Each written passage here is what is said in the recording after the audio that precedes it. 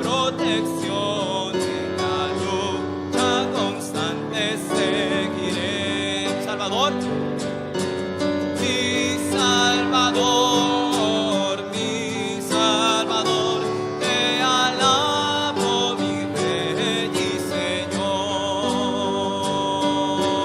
Mi Salvador, te alabo, mi Rey y Señor. Amén. Bien, hermanos, nos podemos sentar. Muchas gracias. Pastor Abraham Salazar, por favor, adelante.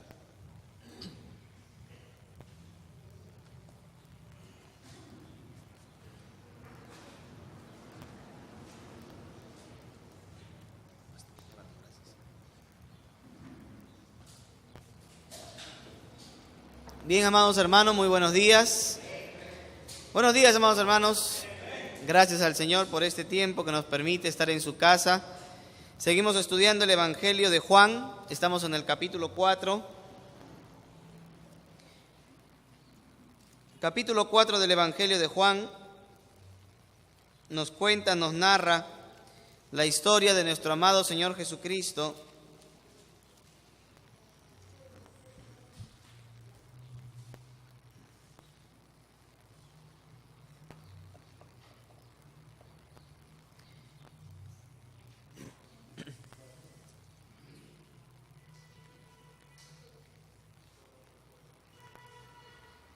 Muy bien, hermanos. Capítulo 4, verso 1 al 9, dice la palabra del Señor.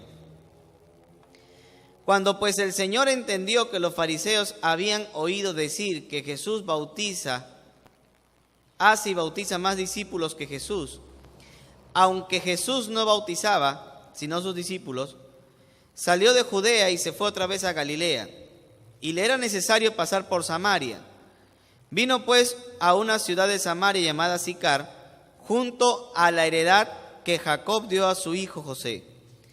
Y estaba allí en el pozo de Jacob. Entonces Jesús, cansado del camino, se sentó así junto al pozo, y era como la hora sexta. La hora sexta era el mediodía. Vino una mujer de Samaria para sacar agua, y Jesús le dijo: dame de beber. Qué faltoso el Señor, ¿cómo le va a pedir así? Cualquiera dice por favor. Verso 8.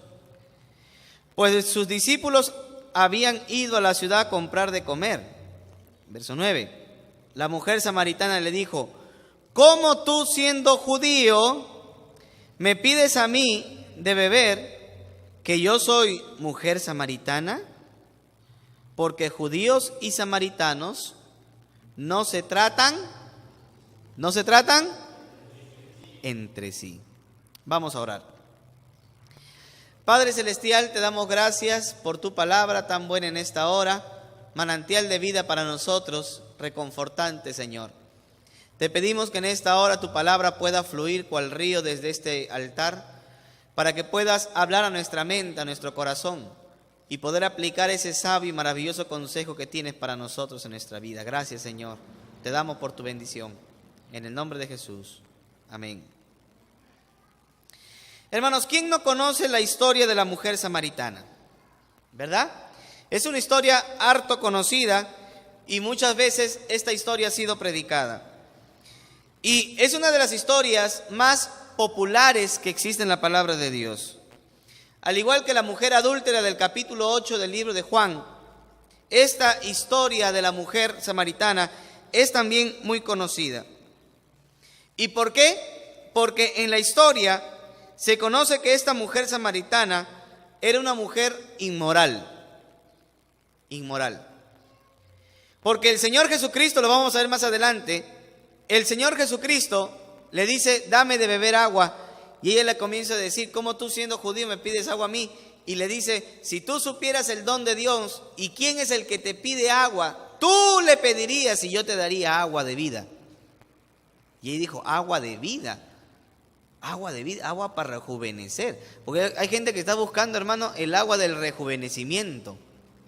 Hay gente que está buscando Dice, no, es que, ¿y por qué? Que me he hecho cicatricure en toda la cara para no tener arruga, porque Cristo viene por una iglesia sin mancha ni arruga. No. Cuando dice sin mancha y arruga, significa que Cristo viene por una iglesia santa. Amén. Entonces hay gente que está buscando el agua de rejuvenecimiento, está buscando el agua de la vida eterna. Entonces la mujer dijo, agua, y le dijo, agua viva. ¿Qué entendía por agua viva? ¿Qué entiende usted por agua viva? ¿Un pozo es agua viva? No, es agua estancada. Pero un riachuelo es agua viva, ¿verdad? Ahora, agua viva tiene la connotación de ser agua más fresca, ¿verdad? Porque el agua empozada no es agua fresca. Entonces ella dijo, agua viva, y me lo van a traer a mi casa. Uy, qué bueno, van a comprar un motor de repente, gloria a Dios. Ya dijo, ahora sí, me gané la lotería. Entonces comenzó a hablar con él para ver qué beneficio le podía sacar. Y le dijo, Señor, dame a mí también esa agua, yo quiero agüita. Yo no quiero venir a este pozo a estar sacando agüita. ¿Y qué le dijo el Señor? ¿Quieres agüita? Sí. ¿Quieres agüita? Sí, trae a tu marido. Ay, Señor, es que yo no tengo marido. Ahora, ¿por qué le dijo que no tenía marido? ¿Por qué? ¿Porque sabía que ese no era su marido? ¿O porque trataba de ocultarle al Señor la verdad? Y si le trataba de ocultar la verdad, ¿por qué era que le ocultaba la verdad? En realidad eso queda como incógnita hasta el día de hoy. Y hay muchas personas que estudiando la Biblia pelean por esos puntos. Mientras ellos pelean, vamos a seguir con la prédica, ¿no? Porque iban a seguir peleando. Pero bueno. Lo cierto es que la mujer no le quiso decir al maestro que ella tenía marido. Probablemente porque supiera que estaba en pecado, o probablemente porque no quería que él se entere, tal vez estaba sola, o tal vez estaba coqueteando con el Señor. De repente. Dijo, ay, no, le voy a decir que no tengo marido para ver si me hace caso por ahí. Y el Señor Jesucristo, que todo lo conoce, porque el Señor todo lo conoce, hermano. ¿Amén? Hoy nadie lo cree. ¿Amén o no, hermano? El Señor todo lo conoce, aún lo profundo de nuestro corazón. El Señor que todo lo conoce le dice, muy bien has dicho, no tienes marido, porque 5 maridos has tenido y el que ahora tienes tampoco es tu marido. Ahora, alguien por ahí dijo que ella era una mujer que tenía maridos y por ende era una mujer que convivía con otros hombres. No necesariamente, porque la palabra marido en aquel entonces era esposo. O sea que le estaba diciendo, tú has tenido 5 esposos y el que tienes ahora tampoco es tu esposo. Eso es lo que le estaba diciendo. Probablemente ella era prima hermana de Elizabeth Taylor. ¿Saben quién es Elizabeth Taylor, no? Dice que ella fue la que se casó como 8 veces allí en Hollywood. Imagínense, hermano, qué terrible. De repente era prima de él. No sé si habrá sido familiar o ascendiente directa de Elizabeth Taylor. Lo que sí sé es que esta mujer estaba en un pecado de inmoralidad. Y el Señor le habla. Y por eso esta historia es muy famosa. ¿Por qué esta historia es muy famosa? Porque revela, hermanos, cuál es el método eficaz que el Señor hizo para poder predicar el Evangelio.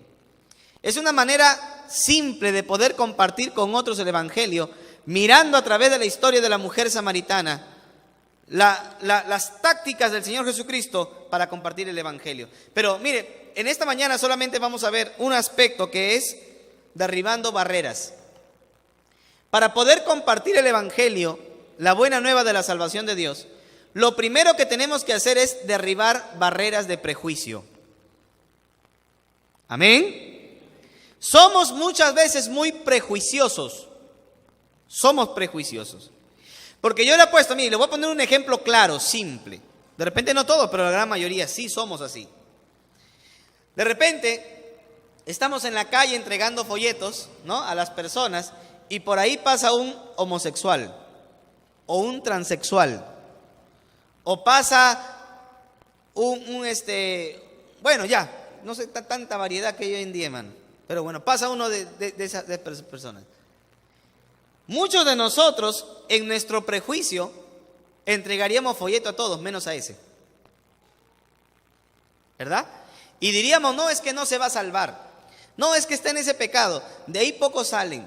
No, es que mejor no entregarle. Y comenzamos a hacer prejuicio. Otros dicen, no, ¿y qué tal si se enamora de mí? Cosa que tampoco es mentira. Yo he conocido creyentes que antes habían sido homosexuales y por un hermano, porque se enamoraron de un hermano, llegaron a la iglesia. Llegaron a la iglesia, escucharon el evangelio y se arrepintieron. Claro, ya no estaba enamorado del hermano, pero así llegaron. ¿Sí me entiende? Es que Dios puede usar cualquier cosa, hermano, Dios puede usar cualquier cosa para que vengamos al evangelio. Una vez leí una anécdota que le preguntaron a una hermana, ¿y usted cómo vino al evangelio? Y ella dijo, por un burro. ¿Qué? ¿Cómo que por un burro? Claro, es que un día yo iba caminando por la chacra y me sale de encuentro el burro y me quería patear. Yo no sé por qué me quiso patear el burro. Entonces comenzaba y se vino corriendo donde estaba. Entonces yo comencé a correr y como no encontraba dónde meterme, encontré una casita y me metí ahí y era una iglesia. Escuché el evangelio y me arrepentí. Se convirtió por un burro. Hermano, Dios puede usar cualquier cosa. Amén. Para que nosotros podamos arrepentirnos. Entonces, muchas veces tenemos prejuicios. Yo me acuerdo cuando estaba en mi época de estudiante de colegio. Ay, ¿todavía se acuerdo? Sí me acuerdo, mira. Sí me acuerdo. Estoy chibolo yo. Estoy chiquillo. Parezco viejo. Cada vez que le pregunto a alguien, oye, ¿qué edad cree que tengo? 35, 40. Ya se han pasado, hermano. No llego ni a los 30. Pero yo recuerdo cuando estaba en mi época de colegio, yo tenía un profesor que era agnóstico. Él no creía en Dios. Bueno, no creía ni tampoco aseveraba. La cuestión que prácticamente no creía en Dios. Era algo que era indiferente a Dios.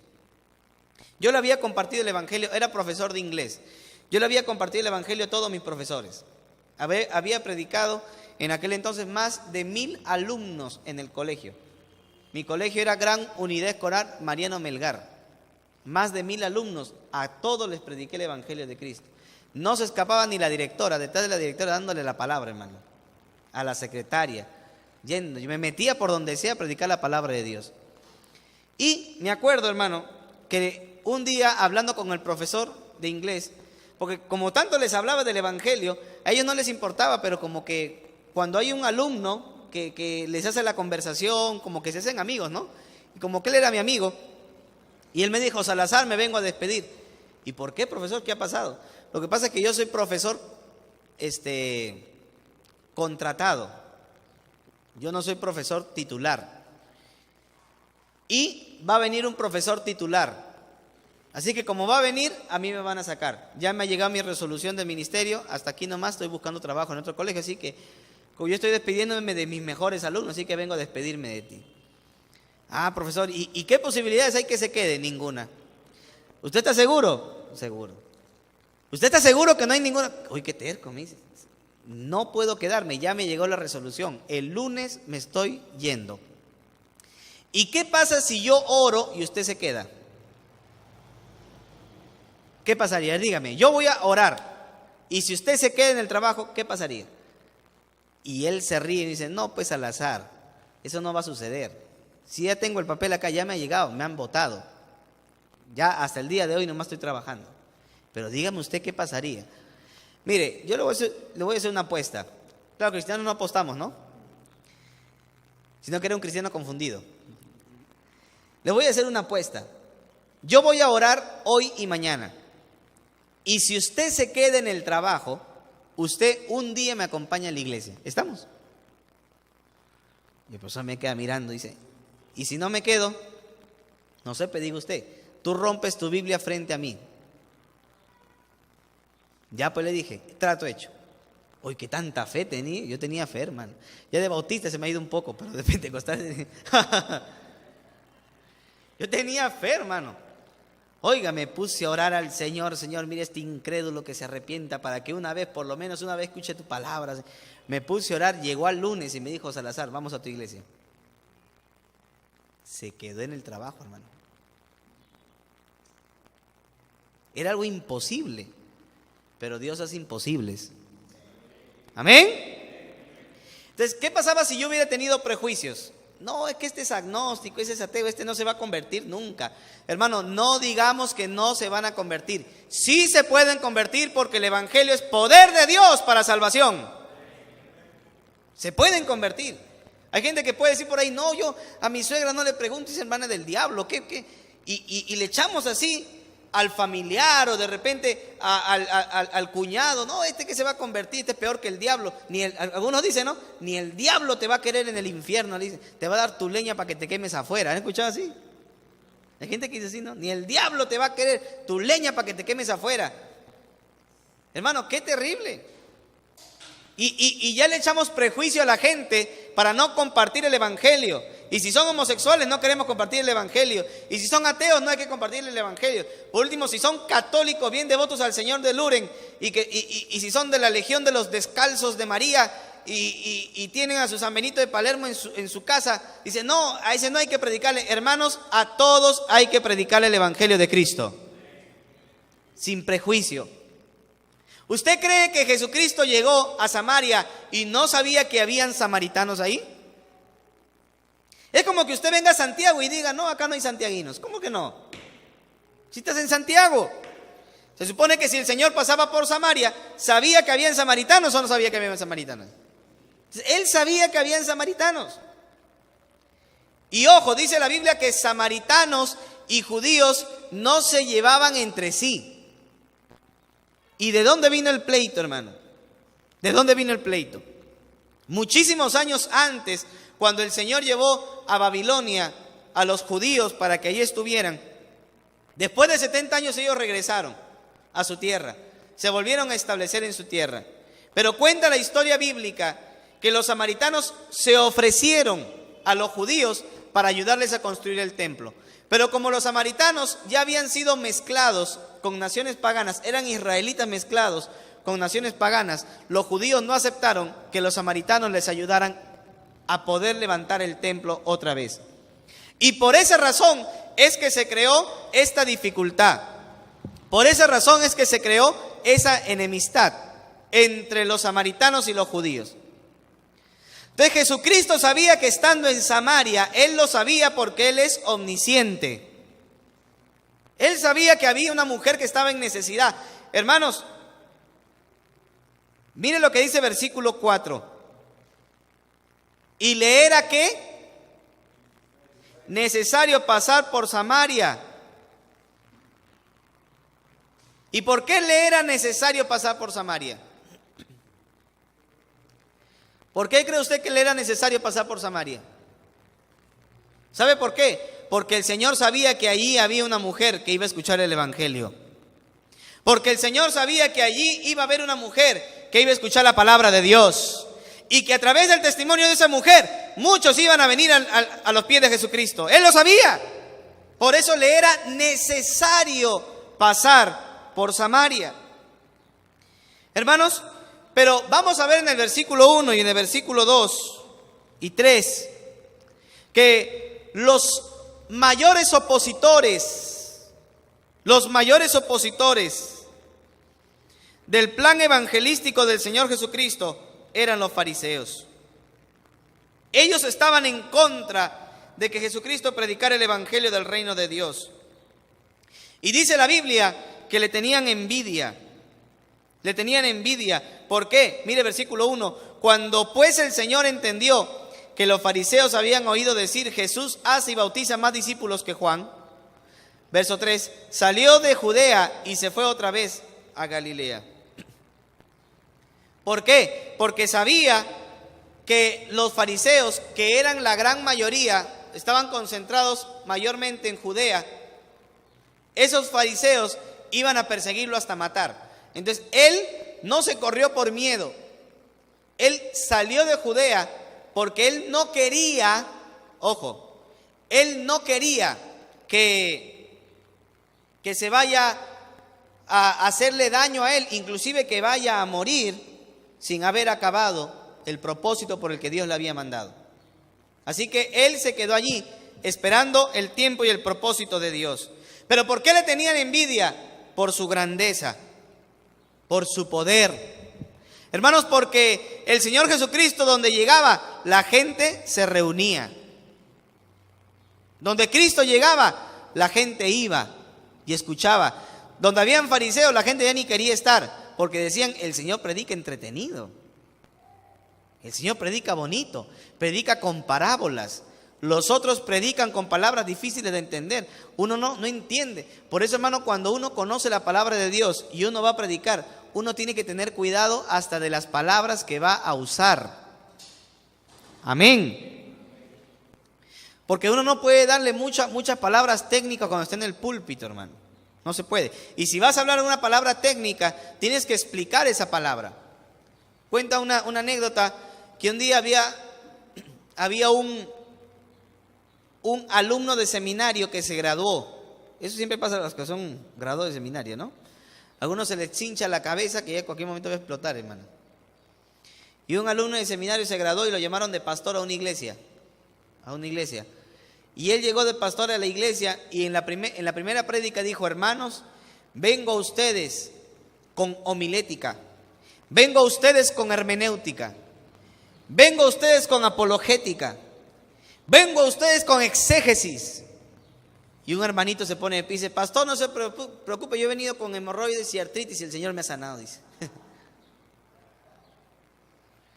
Bueno, no hay que darle mucha vuelta a la palabra de Dios. La palabra de Dios es clara. Amén. Por eso es que la gente venía a escuchar a Jesús, porque el mensaje de Jesús era un mensaje simple, sencillo. Él no le daba vuelta con tanta palabra técnica. Él se iba directo al corazón, hermano. Y cuando quería que la gente entendiera la palabra, les contaba parábolas que eran sencillas, parábolas que eran entendibles para que ellos pudieran comprender el mensaje del reino de Dios. Por eso los fariseos lo tenían envidia, porque donde llegaba Cristo, la gente se reunía. Por eso dice que le era necesario pasar por Samaria, versículo 4. Mire, Palestina no tiene más de 200 kilómetros. No tiene más de 200 kilómetros. De norte a sur, ya que en los tiempos de Jesús, Palestina estaba dividido en 3 provincias. En el norte la provincia de Galilea, en el centro la provincia de Samaria y al sur la provincia de Judea. Mire, el camino de Judea por Samaria era 3 días. Así que había una ruta alternativa para poder llegar hasta Galilea, pero iba a durar 6 días de viaje. Así que Jesucristo usó la ruta más cercana, porque le era necesario hablar con esa mujer en el momento exacto. Hace unos días me escribió un hermano y me dijo: pastor, ¿usted qué entiende por el tiempo de Dios? El tiempo de Dios. Porque hay gente que dice: no es el tiempo de Dios. Y yo me quiero enamorar y me han dicho que no, porque no es el tiempo de Dios. ¿Qué entiende usted por el tiempo de Dios? Y yo le digo: yo entiendo, escucha aquí, hermano, porque es importante. Mire, el tiempo de Dios es esto. Usted tiene un plátano que está verde. ¿Se puede comer? No, ¿sí o no? ¿Por qué? Porque el plátano está verde. Ahora, no sé por qué, pero en la selva comen verde, ¿no? Sí comen verde, ¿no? Como papa lo comen. Acá comemos la papa, no tiene sabor, pero igualito. Pero el plátano verde, así verde, te lo masticas, no te lo comes, no tiene sabor. Porque no está en su tiempo. ¿Sí me está entendiendo o no? No está en su tiempo. Pero ¿qué pasa si ese plátano madura? ¿Te lo puedes comer o no? Sí, pero ¿qué pasa si no tienes ganas de comer? No es el tiempo. O sea, el plátano está, pero tu deseo no está. Y cuando está el deseo, el plátano no está. No sé si me llegó a entender. Entonces, el tiempo de Dios es perfecto, porque el plátano va a estar absolutamente maduro para que te lo puedas comer. Y el deseo de querer comer también va a estar y se van a unir y se van a fusionar y vas a comer ese plátano y lo vas a disfrutar. ¿Por qué? Porque fue el tiempo de Dios. ¿Sí me dejé entender? El tiempo de Dios es cuando las cosas no se fuerzan. El tiempo de Dios es cuando todo va en un engranaje exacto y correcto. Amén. Amén. Ese es el tiempo de Dios, hermano. Así que yo le digo, por eso el tiempo de Dios va a ser siempre perfecto. Va a ser perfecto. Cuando uno se casa, sabe que es el tiempo de Dios, porque las cosas se dan en el tiempo perfecto. Así que, hermano, era necesario que él pasara por Samaria, porque era cumplir el tiempo exacto de Dios. Y él llegó, dice, en Samaria, mientras sus discípulos iban a traer comida, él fue y se sentó en un pozo, que era el pozo de Jacob. Ese pozo de Jacob trae muchos recuerdos. ¿Por qué? Porque ese pozo de Jacob nos recuerda aquella parcela que compró Jacob en Génesis capítulo 33. Ese pozo de Jacob nos recuerda también el regalo que le hizo Jacob a José en Génesis 48, 22. En ese pozo también se hizo una gruta para poder enterrar a José y sus huesos, como dice Josué 24, 32. O sea, era un pozo histórico. Era un pozo que tenía muchísima historia. Era un pozo valorado por los judíos y por los samaritanos. Ahora, ¿qué sucedió? Cuenta la historia, versículo 7, vamos para allá. Vino una mujer de Samaria a sacar el agua. No dice cuál era su nombre. Y le dijo Jesús: dame de beber, dame agua. Pues sus discípulos habían ido a la ciudad a comprar de comer. La mujer samaritana, dice, le dijo: ¿cómo tú, siendo judío, me pides a mí de beber, que soy mujer samaritana? Porque judíos, dice, porque judíos y samaritanos no se tratan entre sí. ¿Sabe cuál había sido la mayor razón de división entre Israel y Samaria? La mayor razón de división había sido porque luego que se dividen estos dos provincias, se dividen a causa de que los judíos no permitieron que los samaritanos les ayudaran a construir el templo. Los samaritanos con los años hicieron un propio centro religioso. Los samaritanos hicieron su propia religión. Es más, hasta hicieron su propia Biblia. ¿Y sabe cómo se llamaba? Pentateuco samaritano. Hasta el día de hoy hay copias del Pentateuco samaritano. Hasta el día de hoy. Donde ha sido alterado el texto para decir que Dios escogió a Samaria y no a Judea. Cosa que es mentira. Dios ha escogido a Judea, no a Samaria. Pero ellos estuvieron dispuestos hasta tergiversar y dijeron: el monte Moria, allá en Jerusalén, en donde está el templo de Dios, no es el verdadero templo. El verdadero templo es este monte de acá, el monte Gerizim en Samaria. Vengan todos, y comenzaron a hacer su propia religión, una religión rival a la religión judía. Porque recuerden que la única religión donde Dios había revelado era los judíos, era el judaísmo. ¿Sí me entienden o no? Pero ellos, los samaritanos, en su exacerbado odio, recelo, en su deseo de venganza de los judíos, hicieron su propia religión. Hicieron en su propio monte, en el monte Gerizim, hicieron un templo de adoración a Dios con mezcla pagana. Había un sacerdote judío llamado Manasés, de la casa de la hija del samaritano Sanbalat, que fundó ese templo rival en ese monte. Y mire, con los años, 129 años antes de Jesucristo, un general judío llamado Juan Hircano destruyó ese templo samaritano y dijo: ustedes no pueden adorar en este monte porque Dios ha dicho que hay que adorar allí en Jerusalén. Destruyó el templo de Samaria y le dijo: váyanse para Jerusalén. Y así creció más odio y más recelo de los samaritanos hacia los judíos. ¿Sí me está entendiendo, hermano? ¿Amén? Ese conflicto tenía más de 400 años. Yo no sé cómo hay conflictos que pueden durar toda la vida. Conflictos que pueden durar hacia una persona, hacia un familiar, hacia un hermano de la iglesia. Conflictos que duran porque algunos se creen que son los Capuletos y los otros los Montescos. Creen que esta es la historia de Romeo y Julieta. Esto no es la historia de Romeo y Julieta, hermano. Acá todos somos hermanos, hijos de Dios. Y cuando hay problemas los solucionamos como hijos de Dios. Amén. Pero no puede haber rivalidad, no puede haber odio. Y eso pasó entre los samaritanos y judíos. Había odio, había rechazo unos por otros. Y por eso el Señor Jesucristo le dice a la mujer samaritana, versículo 7, dame de beber. ¿Sabe qué demuestra eso? Aquí hay algo muy profundo. Léalo. Mire, acá hay algo muy profundo. Yo le aseguro que usted ni siquiera se ha dado cuenta. Mire, versículo 7. Vino una mujer de Samaria a sacar agua y Jesús le dijo, note, dame de beber. ¿Ya se dio cuenta? Acá hay algo muy profundo, hermano. Mire, escucha aquí porque esto no se lo va a enseñar nadie. Escucha aquí, mire.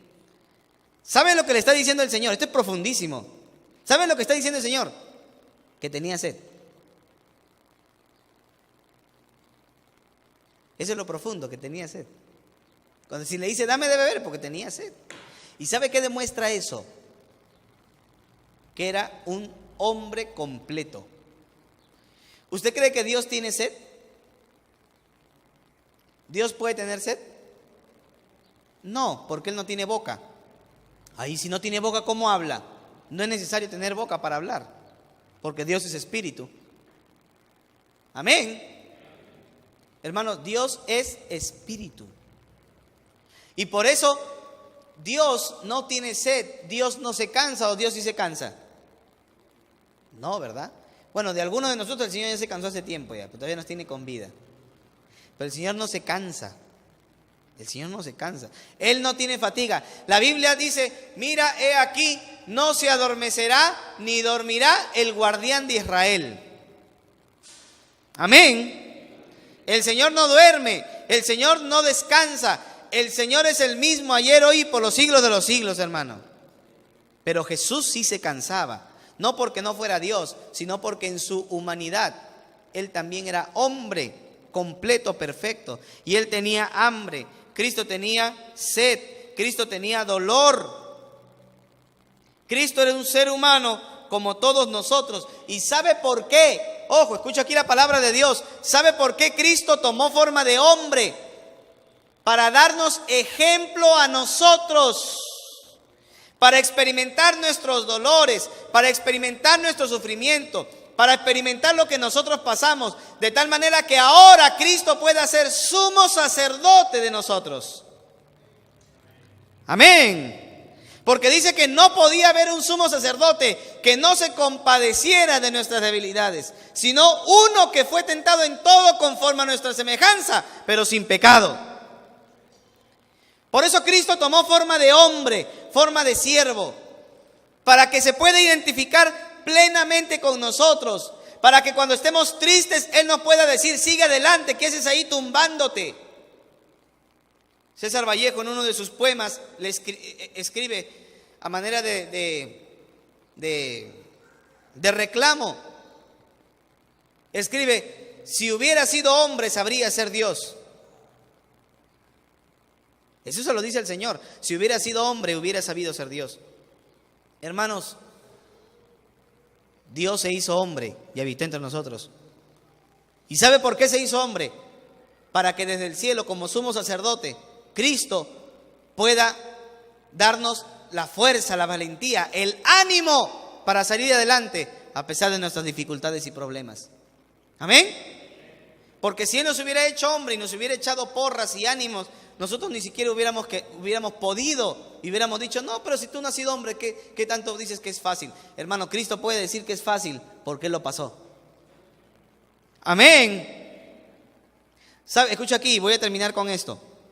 Dice que el Señor con gran clamor y lágrimas. oraba al que le podía librar de la muerte. Mire, ¿sabe una cosa?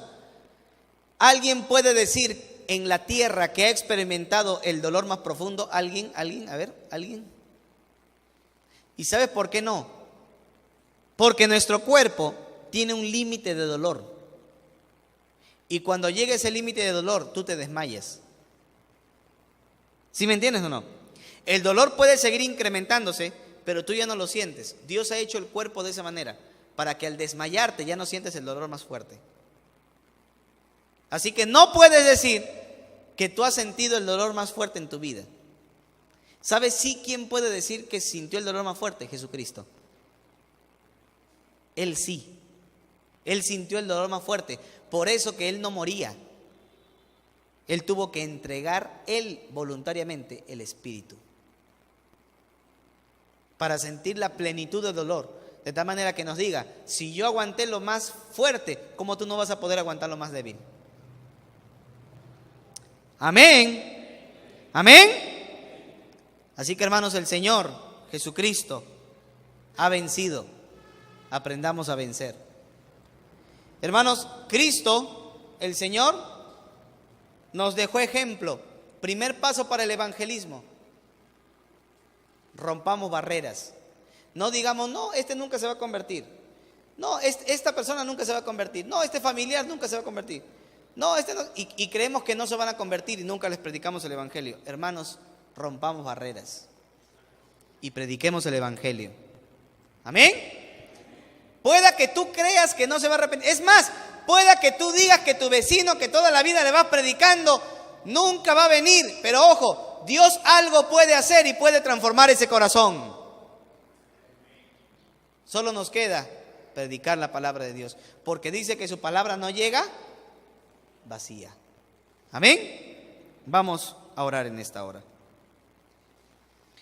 Eterno Señor, te damos gracias por tu palabra. Gracias, Señor, porque tu palabra es buena y maravillosa. Eterno Padre, te pido en esta hora que tú sigas bendiciendo nuestra alma, nuestro corazón, y puedas permitir que al haber escuchado esta palabra tuya quede grabada en lo más profundo de nuestro corazón. No permita, Señor, que el desgano, que la dejadez o que los prejuicios que tengamos impidan que nosotros compartamos con otro el evangelio. Ayúdanos, Señor, a confiar en que sí puedes salvar a nuestra familia. Ayúdanos, Señor, a confiar en que sí puedes salvar a nuestros amigos, a nuestros conocidos, a nuestro vecino. Señor, ayúdanos a confiar en que sí puedes salvar y ayudar a personas